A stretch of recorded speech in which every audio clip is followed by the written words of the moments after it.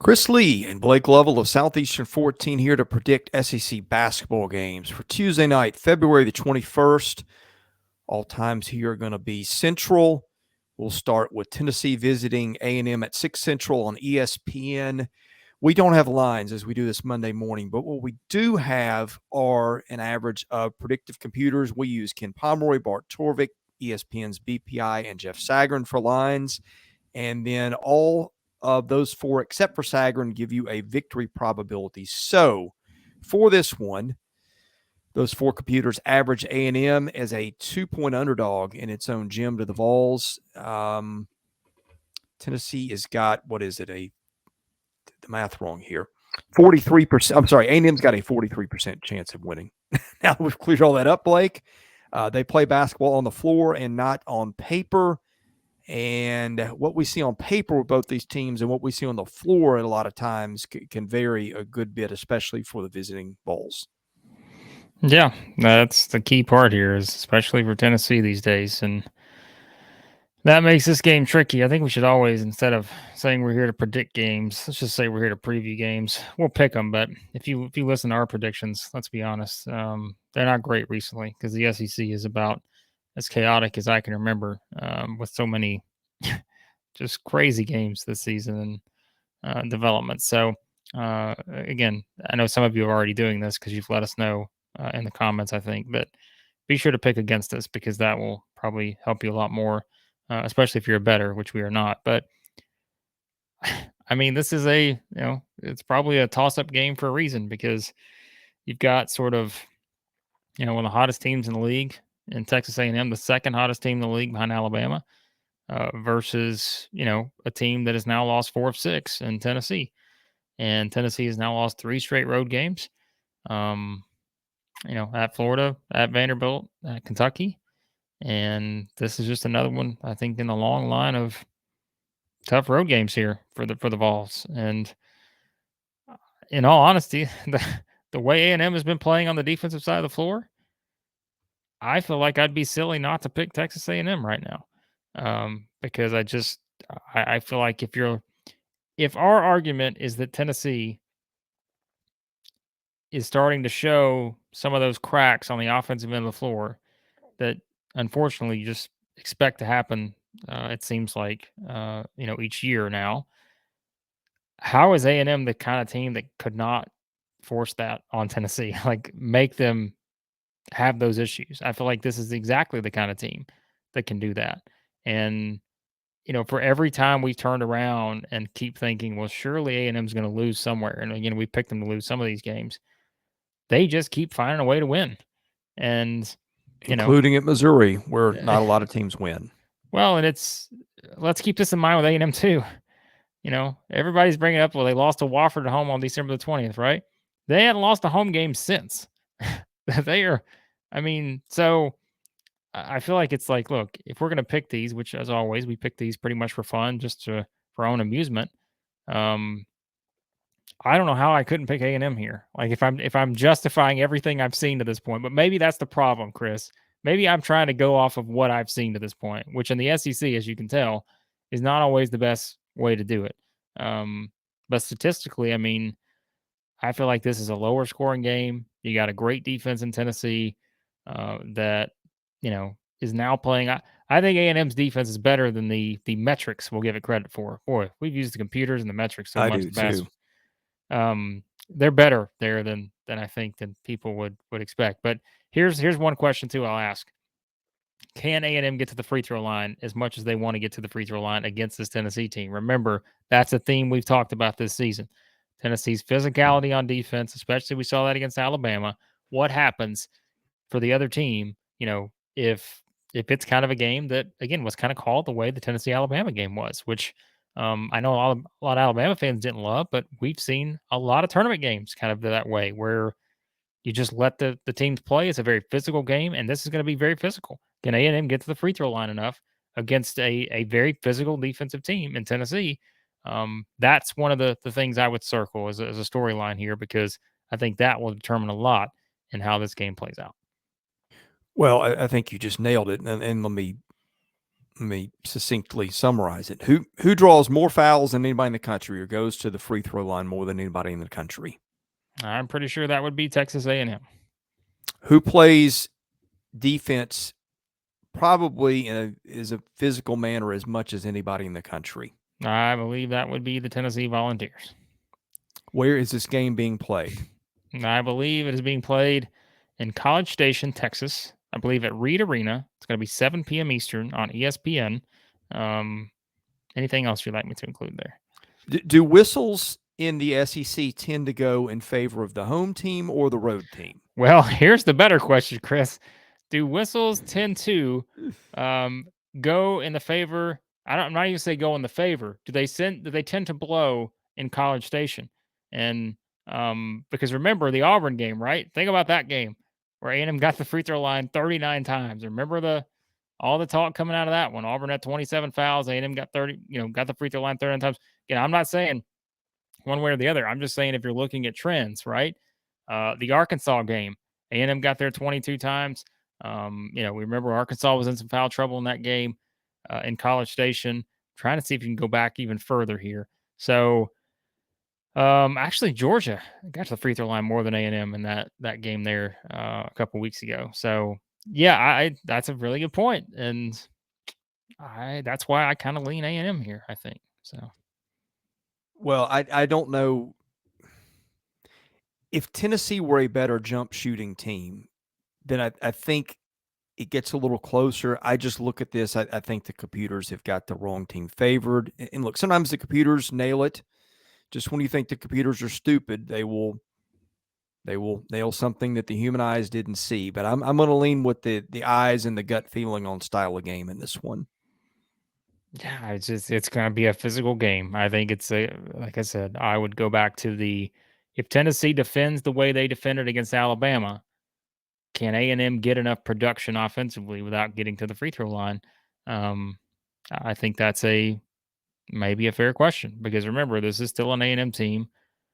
It's actually not as bad from three as a lot of SEC teams are, but they are still in attack mode. They are an aggressive type of team, and we talked about kind of the lineup and all the guys that can make the big plays. And once again, we don't know Julian Phillips, James from Tennessee. Do they play? Do they not play? I think this is another one of those games. I got to call him like my guy at this point. Like Julius Marble, I know the numbers like aren't always like they're not going to wow you the way that it was kind of when he was going through that streak early in the season play from a scoring standpoint. But see, he still contributes a lot to this team, and I think this can be one of those games perhaps from a rebounding perspective. He can play a big role for them, especially defending. I think too. So, yeah, I'm fascinated by this game because it's like every time we turn around and feel like we trust Tennessee again, we do what we did on Saturday. We pick them against Kentucky. Now it's like, well, our trust is falling off. What usually happens? It's like maybe Tennessee bounces back and finds a way to win. But yeah, if we're picking games based on what we've seen, I mean, A&M is on a roll and haven't lost a home game since December the 20th. So You said you said Julius Marble's your guy. I thought Dennis Gates was your guy. well, I mean, look, I've got to start. I'm building a roster here of guys. Blake can spread the love around. I'm building a roster, so I think I said a long time ago I thought Julius Marble. I don't remember. I said this to somebody. I said, look, I think if you're trying to find one of those 5 names in the SEC, and this was again during that stretch early in SEC play, that you're going to look up at the end of the season and say that guy played a huge role for his team, maybe didn't get enough credit for it. I just think he's one of those because he's just it's just again a guy who can play physical. He's going to get his fouls, like he's going to get some fouls, but that's fine. He can give him some points. He can give him some rebounds. Not really a huge shot blocker or anything, but he just gives them quality minutes. And I think he gives you something different than Henry Coleman gives you, right? And that's what you need. You have guys who can kind of give you a little bit of different things. And so I just, again, the depth of A&M is better than we thought to start the season. And they're getting a lot of production from different guys, but I think he's one of those, especially in a game like this, it's going to be physical. I think he has to play a big role for A&M to win it. So, well, the reason I brought up Dennis Gates is that segues us to the next game because I don't know that you could pick 2 teams including where the game is played. Like if you wanted a Tennessee A&M light, I don't know that you get any closer in the SEC than Mississippi State going to Missouri, which, by the way, 6 Central, so same time SEC Network. Missouri is going to be about a 2.7-point favorite with a 54% chance to win. Agree or disagree with my statement there? Well, you know who I'm picking, right? Well, yeah, you're going to go the reverse jinx for your client is what you're going to do because you are very predictable in that regard. Well, you say that, but I picked them against No, A&M. so now that I verbalize it, you're gonna cross me up, aren't you? No, you did this to me against A&M, right? Like I picked Missouri You're to pointing a beat lot of A&M. fingers at me lately. You thought I was going to pick A&M for the reverse mojo, but I decided to reverse the reverse mojo against A&M, and that didn't work. So I have been prompted by Missouri fans on Twitter. Missouri fans on Twitter have asked for me to pick against them the rest of the season. So I'm going to do that here. I'm going to pick Mississippi State. And one of the reasons why is not just because we're doing this out of reverse mojo, but remember, we saw these two teams play a couple weeks ago. And what did I say in the Missouri A&M recap video or whenever we did that? I said, there are certain teams that I think if you're Missouri, you don't want to play against. I think Mississippi State is one of those teams that just, I hate it from a stylistic standpoint because why? What can Mississippi State do? They're very physical defensively. They can defend on the perimeter and muck up the game. And they can rebound. And that's the problem for Missouri, I think, is Missouri has trouble winning those kind of games. And we've seen that this season. They have a hard time winning games that are lower scoring, grinded out games, right? Because they're games where, in all honesty, like think about this. Here's something to really consider. It's the magic number we've talked about all season long, right? Missouri needs to win games that are like in the upper 70s to 80s. They have not had a lot of success winning games where they do not score above. What's the magic number? I know Missouri fans will put it in the comment, but there's still a magic number I feel like out there. Because you look at all their losses, right? Kansas 67, Arkansas 68, A&M 64, Florida 64, Alabama 64, Mississippi State 52, lowest output of the season against Mississippi State. Keep that in mind. Auburn 56, A&M 60. That's their point totals. So, yeah, again, they need to score above that mark. And I think this is one of those games you're going to have less opportunities. My guess is Mississippi State's going to get more opportunities because of their ability to rebound. Now, they only had 9 offensive rebounds in that game, but I don't think you can ever discount Mississippi State's ability to go off for like 15 offensive rebounds. So like that has to be a focus for Missouri if they're going to have a chance to win this game, because we've seen Mississippi State shut them down before. And I think, they will draw on a lot of those things defensively they did in that game. Missouri shot 37% from 2, 6 of 23 from 3 for 26%, turned it over 15 times. Remember, Missouri team that doesn't exactly turn it over a ton. Yeah, so I'm going to do the reverse mojo pick, but I'm also going to add that, like, I don't love this matchup for Missouri because I think Mississippi State is one of those teams with size, physicality, rebounding, all those things on the defensive end that can really cause them issues. Now, offensively, I don't know that Mississippi State's a team that's going to take advantage of Missouri's defensive deficiencies because we didn't really see that a lot in the last game either. But that's where you want to see Missouri improve. And again, if they don't, they're going to be that matchup-based team if they get to the NCAA tournament, where it's all about drawing the right matchup, because if not, there are just certain teams clearly at this point they do not play well against, and Mississippi State's been one of those. So, okay, last one, and I don't see a need for detailed analysis on this one. I mean, we're going to offer you some insight, but I mean, let's Chris be just honest. wants to get the baseball. He's ready to get the baseball. That's right. That's right. I've been itching talking all morning, and you've made me talk basketball just hour after hour here. Yeah, we've talked multiple hours of basketball. He's ready to get the baseball, folks. I am. I'll take Arkansas. You made me. The end. Thank you. Arkansas is a 15.1 point favorite by the computers with an 88% chance to win. Georgia's been dreadful lately. By the way, you can watch this game with no competition from other SEC teams, standing alone at 8 o'clock Central on the SEC Network. Georgia has been dreadful lately for the most part. And Arkansas's got Nick Smith Jr. back. God knows what the rotation is going to look like at any point of the season, but this is where Eric Musselman seems to push the buttons and get it all working in time for March. And was Saturday a step in that direction? I don't know, but history would say yes.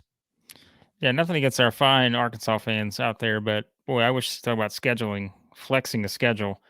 I wish this one was joining one of the other two in the 7 p.m. hour, and let one of the other two be the standalone in the 9 p.m. hour. That way, you can kind of, because those are the You know two. what your alternative is? There might be a baseball game going on at the same time. I'm Oh, just for saying. goodness sakes! I know everyone thinks so. Like, I'm not anti-baseball. I'm just like, Mhm. I'm known as the basketball guy. Chris is the baseball guy, but we do it all here at Southeastern 14. There's my promo code for the night. It's not a code, but you know what I'm saying. What do I say about this game? Well, Georgia, if you're looking at it from Georgia's standpoint here, for starters, you got nothing to lose. Also, if you're going to look at this from an optimistic standpoint for Georgia, the last time Alabama beat a team by 49 plus points, they went on a 5-game winning streak.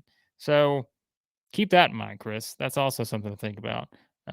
So Alabama beat Vanderbilt by 57, and Vanderbilt responded with a 5-game winning streak. Alabama beat Georgia by 49. Can Georgia respond with a 5-game winning streak?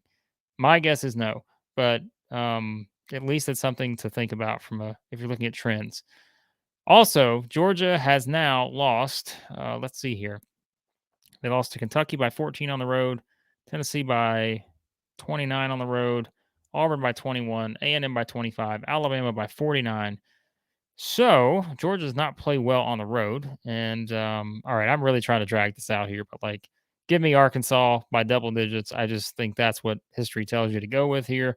And I just don't think Georgia finds enough offense or defense for that matter to slow down the Must Bus, which now has added a new member. There is another seat filled on the Must Bus. And now, they got every area of the bus is starting to get filled to where they need it to be. You got the driver, Eric Musselman. You've got, all the seats in the middle there. You got the caboose. Everything is filling out now for the Must Bus. And I think this is one they have to win. And I would be surprised if they don't win it. I feel like something's missing on the Must Bus. Some snacks, probably. Snacks are what's missing. Well, What are we snacking on in the Must Bus? I don't know. We'll have to come up with some new snacks this year. The old, corn. You can't eat corn nuts and zero bars forever. I mean, you can, but it's probably not Well, a great move. no, I don't. Look, it's at a A lot certain of point salt those and two don't sugar. go together. No, Nutrition value too is not great in either. So that's um, corn. I mean, corn's a vegetable. yeah, there's probably some sugar in there, is my guess. But still, we'll see. We'll see what happens. But They'll take nutrition advice from us. I think the Must Bus is ready for this one. I'll just say that. You know what I'm ready for? Let me guess. We're ready to talk some baseball. We are. We will All not right. be doing that in this video, but we will be doing that in another video, which we will do in just a moment. As we do this, you will hopefully see this. Now, if you would like baseball, you will hopefully see a baseball video pop up not long after this one pops up. Best way to catch that, hit the subscribe button. He is Blake Lovell. I'm Chris Lee. We're Southeastern 14. We'll see you again soon.